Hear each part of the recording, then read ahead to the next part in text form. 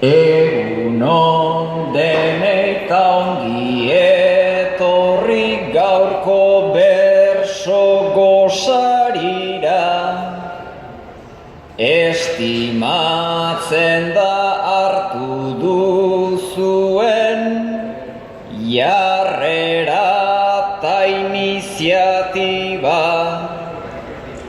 Itz potolo bat, itz grandioso bat, ez alda alternatiba. Ordea gauzak ekarri behar dira haunditik txikira.